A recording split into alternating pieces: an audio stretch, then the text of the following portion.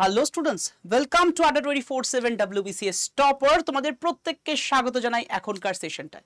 দেখো, তোমাদের সামনেই WBCS এক্সাম 2024-এর WBCS এর প্রিলিমিনারি এক্সাম কিন্তু আগামী 15 ডিসেম্বর এবং তার পাশাপাশি 2023-এর রেজাল্ট আউট এবং তার মেন্স এক্সামও কিন্তু এই মাসেই হতে মানে সামনের মাসে হতে চলেছে। তো এখন দাঁড়িয়ে একটা বিশাল প্রেশার WBCS এর অ্যাসপিরেন্টসদের, কারণ জাস্ট রেজাল্ট বেরোলো তার পরপরই মেন্সের ডেট ডিক্লেয়ার করে দিচ্ছে, তার পাশাপাশি প্রিলিমিনারিরও কিন্তু এক্সামিনেশন ডেট ডিক্লেয়ার। এবার এখানে দাঁড়িয়ে দু তিনটে প্রশ্ন তোমাদের মনে উদ্রেক করছে যে প্রিলিমিনারি এক্সাম ডেট দিয়ে দিয়েছে, বাট ফর্ম ফিল আপ কবে হবে।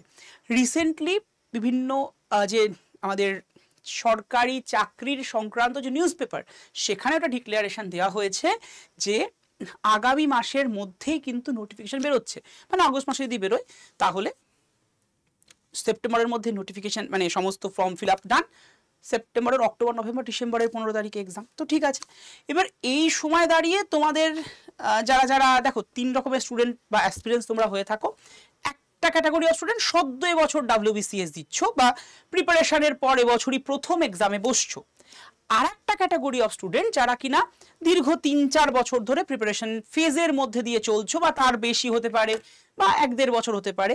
তো তাদের ক্ষেত্রে তোমার আর একটা ক্যাটাগরি স্টুডেন্ট সব মানে পড়াশোনা ছেড়ে দিয়েছিলে আবার রিজিউম করেছো।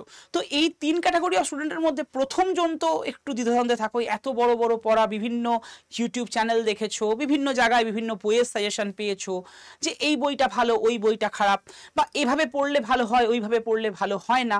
তো তারপরে দাঁড়িয়ে তোমার লক্ষ্য WBCS এবছরই ক্র্যাক করা। কি করবে এই 4-5 মাসও নেই, মানে আগস্ট থেকে যদি ধরা হয় সেপ্টেম্বর অক্টোবর নভেম্বর ডিসেম্বর 4 মাস অ্যাপ্রক্স, তার মাঝখানে পুজো দিওয়ালি এগুলো তো রয়েইছে, বুঝতেই পারছো। পুজো দিওয়ালি মানে যতই তুমি পড়ো ওই 4-5 দিন তোমার পড়া হবে না, মানে পুজোর দুর্গা পুজোর সময় 3-4 দিন মতো, দিওয়ালির সময়তে 1-1.5 দিন মতো।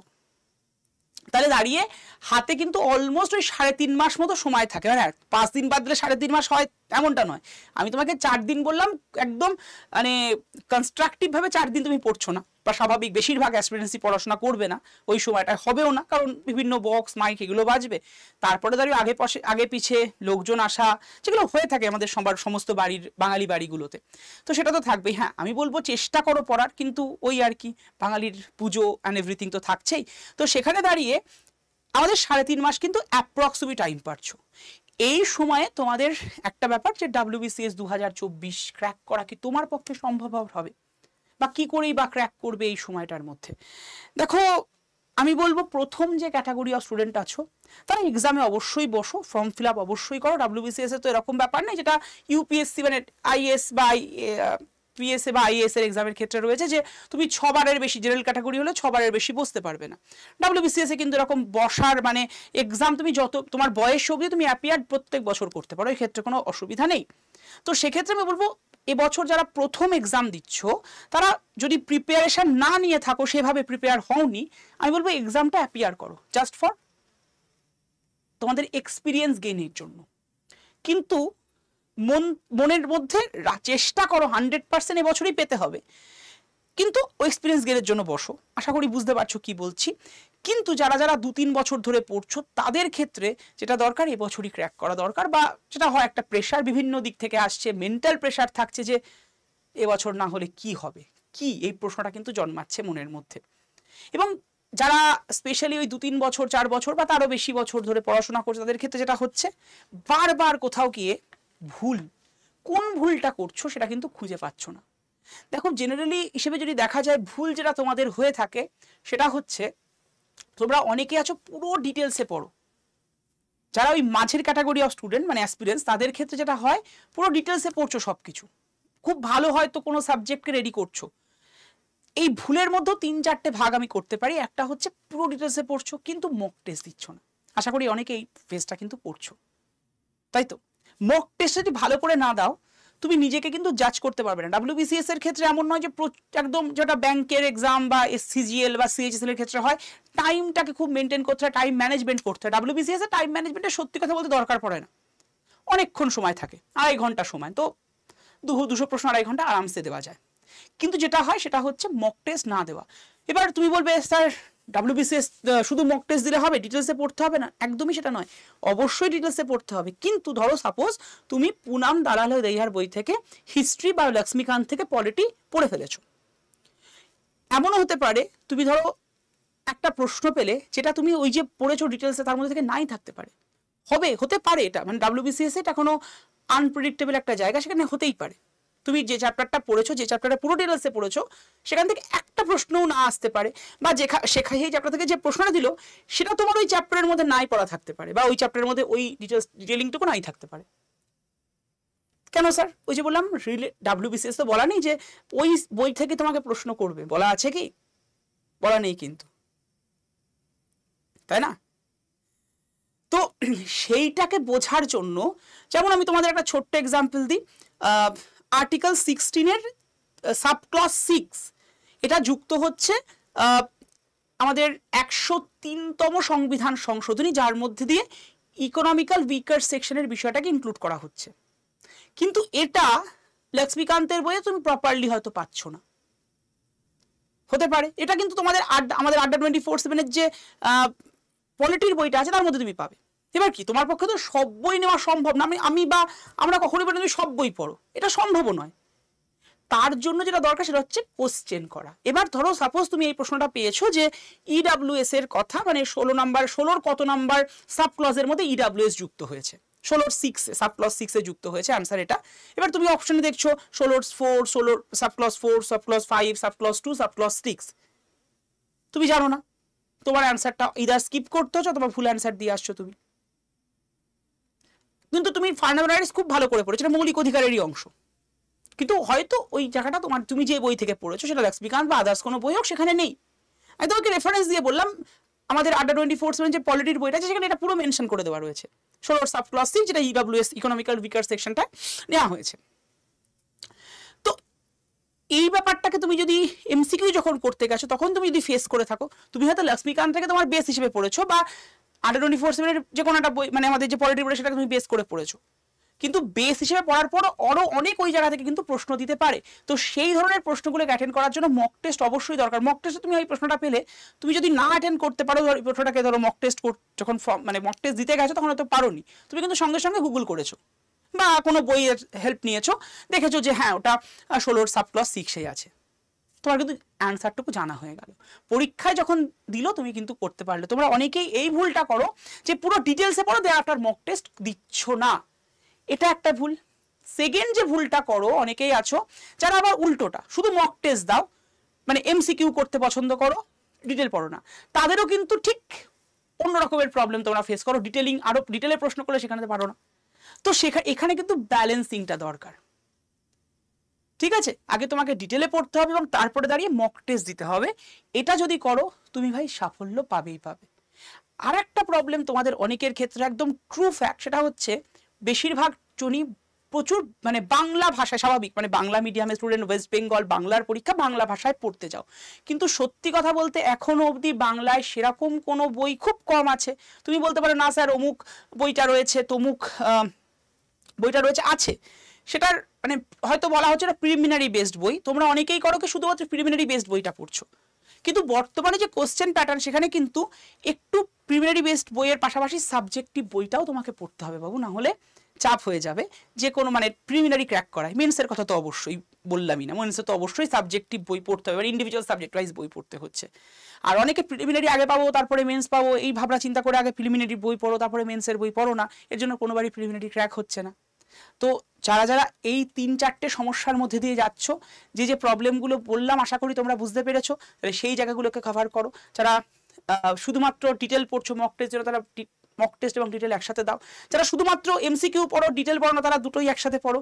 এবং যারা যারা এই শুধুমাত্র প্রিলিমিনারি প্রিপারেশন নাও, বেশিরভাগ এরাও রয়েছে যারা যারা শুধুমাত্র প্রিলিমসের প্রিপারেশন নিচ্ছ, কিন্তু মক টেস্ট মানে মেন্সের জন্য পড়াশোনা করছো না, মেন্স ভাবছো না, এটা নয়। প্রথম থেকে তোমাকে মেন্সের কথা ভেবে পড়তে হবে, কারণ এখনো অবধি সিলেবাস চেঞ্জ হয়নি, তাতে দেখা যাচ্ছে মেন্স এবং প্রিলিমস একই সিলেবাস। তো সেখানে একদম ওই লেভেলের পড়াশোনা করো, প্রিলিমিনারিও ক্র্যাক হবে, মেন্সও ক্র্যাক হবে। যদি ওই লেভেলটা না আনতে পারো তাহলে কিন্তু চাপ। আরও একটা প্রবলেম তোমাদের মধ্যে থেকে থাকে, আমি 4টে প্রবলেম একদম তোমাদের চোখে আঙুল দিয়ে দেখিনি, 4টা প্রবলেম থাকে। অনেকে দেখা যায় তুমি যে সাবজেক্টটা নিয়ে গ্র্যাজুয়েশন করেছো বা কোনো একটা সাবজেক্ট বা দুটো সাবজেক্ট তোমার ভালো লাগতো সেগুলো তুমি বারে বারে পড়ছো, হয়তো যেগুলো তোমার ভয় রয়েছে সেই ভয়টাকে তুমি জয় করার জন্য ওই সাবজেক্টটা পড়ছো না, হয়তো এটা প্রবলেম। তারাও সেটা করো না। দেখো কম্পিটিটিভের ক্ষেত্রে একটা কথা বলা এবং WBCS এর ক্ষেত্রে বলা হয় যে তুমি সমস্ত সাবজেক্টে 100% হলে তুমি ভাই চাকরি পাবে না। তুমি যদি 70 থেকে 75% অ্যাভারেজে থাকো সমস্ত সাবজেক্টকে, তাহলে তুমি তোমার কিন্তু লক্ষ্য পূরণ হবেই হবে। তাই অ্যাভারেজটা করার চেষ্টা করো। মানে অ্যাভারেজ মানে কি, সাবজেক্ট ওয়াইজ যদি পার্সেন্টেজ দিকে তুমি হিস্ট্রিতে 75%-এর দিকে যাও, পলিটিতে, জিওগ্রাফিতে, ম্যাথ, রিজনিং সবেতে তুমি যদি চাও যে হিস্ট্রিতে আমি 100 হবো আর পলিটিতে আমি 40 পাবো, বা স্বাভাবিক একটা সাবজেক্ট যদি খুব জোর দাও, স্বাভাবিক একটা সাবজেক্ট আরেকটা সাবজেক্ট তোমার কোথাও গিয়ে কম জোর হবে। যেটা তোমার গ্র্যাজুয়েশনের ক্ষেত্রে হচ্ছে একটা সাবজেক্ট নিয়ে পড়েছো, সেটা তুমি যে ফিল্ডেই পড়ো না কেন, ইঞ্জিনিয়ারিং ব্যাকগ্রাউন্ড থেকে বিলং করছো বা কোনো অনার্স বা পাস গ্র্যাজুয়েটটা সবই পড়েছো, কিন্তু অনার্স গ্র্যাজুয়েটটা ওই পার্টিকুলার সাবজেক্টে পড়েছো, তাদের ক্ষেত্রে কিন্তু এই একটা মানে প্রবলেম তৈরি হয়। তো এই জায়গাটা থেকেও পড়ো না, যেটা পড়বে সমস্ত সাবজেক্টকে সমান গুরুত্ব দিয়ে পড়ো এবং সমান এমফাসিস দাও এবং চেষ্টা করো ওই যে বললাম অ্যাটলিস্ট প্রতিটা সাবজেক্টে 70 থেকে মানে 75%-এর মতো রেডি করার। আমি বলছি না নাম্বার পাওয়ার, রেডি করার নিজেকে, ঠিক আছে? কোনো সাবজেক্টে 100% হয়ে গেলে অন্য সাবজেক্ট কিন্তু তোমার কোথাও গিয়ে একটুখানি লো হবে। তো সেটা কিন্তু এই 4টে প্রবলেম বেশিরভাগ স্টুডেন্টরা ফেস করো। চোখে আঙুল দিয়ে দেখে দিলাম, আশা করি তোমরা যারা দেখছো তারা হয়তো নিজেরা রিয়েলাইজ করছো নিজেদের ভুলগুলো, এখন থেকে শোধরাও। 4 মাস মানে এমনও নয় যে খুব কম সময়। বেশিরভাগই আমি এটা বললাম যারা মাঝের ক্যাটাগরি অফ স্টুডেন্ট রয়েছে, দেখো যারা প্রথম ক্যাটাগরি এবং যারা লাস্ট ক্যাটাগরি, আমি স্টুডেন্টের সংখ্যাটা মানে এই ডিভিশনটা আগেই করেছিলাম, যারা প্রথম ক্যাটাগরি মানে দীর্ঘদিন পড়াশোনার মানে এই প্রথম মানে প্রিপারেশন নিচ্ছ, আর থার্ড ক্যাটাগরি মানে দীর্ঘদিন পড়াশোনা করার পর মাঝখানে ব্রেক ছিল, পড়াশোনা করোনি কোনো কারণে, বিভিন্ন কারণের জন্য হতে পারে, আবার রিজিউম করছো, তাদের ক্ষেত্রে বলবো যে তাদের জন্য কিন্তু এই ব্যাচটা ভীষণ দরকার। স্পেশালি তোমাদের যে ভুলগুলো হচ্ছে, তারা মানে ভুল করছো কি জন্য, তার জন্য তোমরা মনে করলে যারা মনে করছো এই ব্যাচটা কিন্তু এনরোল করতে পারো। মানে এই ব্যাচটায় তোমাদের এইগুলো চোখে আঙুল তো দেখানো হবেই, তার পাশাপাশি যেগুলো থেকে প্রশ্ন দেয় শুধু MCQ করানো হবে এমনটা নয়, একদম ওয়ান লাইনার আগে পুরো জায়গাটাকে সাবজেক্টটাকে টপিক ওয়াইজ ধরে ধরে পড়ানো হবে, তার উপরে দাঁড়িয়ে MCQ করানো হবে। তো সেই জন্য যারা মনে করছে এই ব্যাচটা কিন্তু এনরোল করতে পারো। এবং এই এনরোলমেন্টের ক্ষেত্রে যেটা করতে হবে, তোমরা আজও নিলে ব্যাচটায় কিন্তু তোমার প্রাইসটা পেয়ে যাচ্ছ জাস্ট 3086 টাকায়। কি করে নেবে তোমাদের দেখিয়ে দিচ্ছি কি করে ব্যাচটাতে তোমরা এনরোল করবে।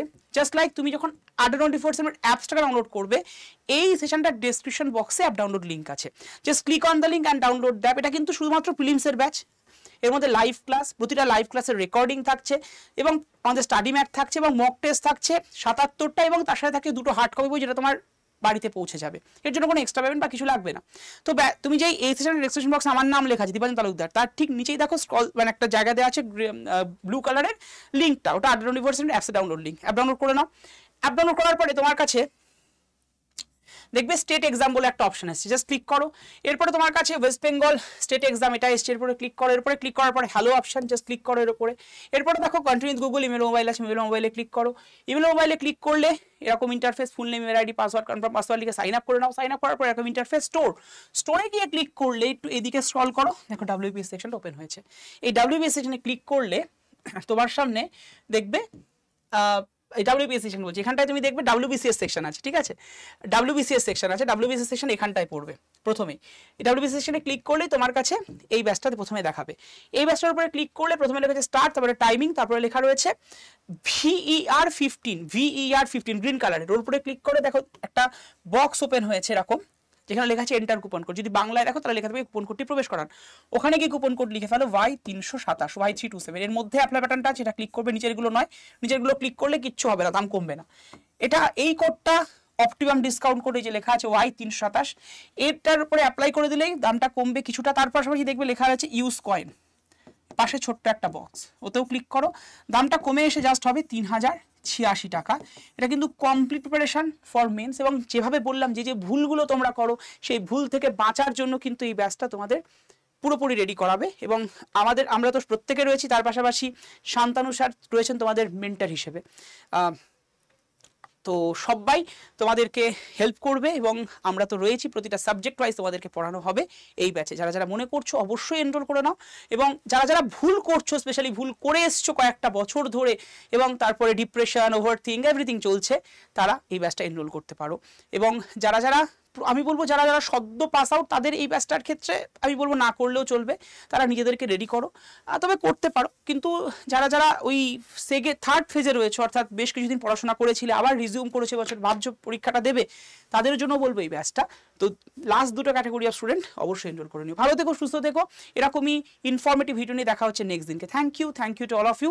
আর তোমরা আমাদের আড্ডা 24/7 কিন্তু প্রতিদিন সন্ধ্যে 6টায় WBCS এবং মিস্টেন্স ওরিয়েন্টেড ক্লাস হচ্ছে, আমার পলিটির ক্লাস, পুরো ডিটেলস থেকে এমসিকিউ পুরো ডিটেল করানো, তারপরে এমসিকিউ করানো হচ্ছে চ্যাপ্টার ধরে ধরে, তাই কেউ মিস করে যেও না। এবং সম্পূর্ণ ফ্রিতে ওই ক্লাসটা করার জন্য 7908913089 এই নাম্বারে হোয়াটসঅ্যাপ করে হাই লিখে পাঠাও, অটোমেটেড গ্রুপ জয়েনের লিঙ্ক তোমার কাছে চলে আসবে। আর ব্যাচ যদি কোনো সমস্যা হয়, সেম নাম্বারে অর্থাৎ 7908913089 এই নাম্বারে তোমার প্রশ্ন করে রাখো, হোয়াটসঅ্যাপ করে রিপ্লাই পেয়ে যাবে, বা ফোন কলও করতে পারো সন্ধে 8টা থেকে রাত্রি 8টা থেকে 10টার মধ্যে কল করবে। ভালো থেকো, সুস্থ থেকো, দেখা হচ্ছে নেক্সট দিন। Thank you. আর সন্ধ্যে 6টায় তো প্রতিদিন দেখা হচ্ছে এই চ্যানেলে পলিটির ক্লাসে।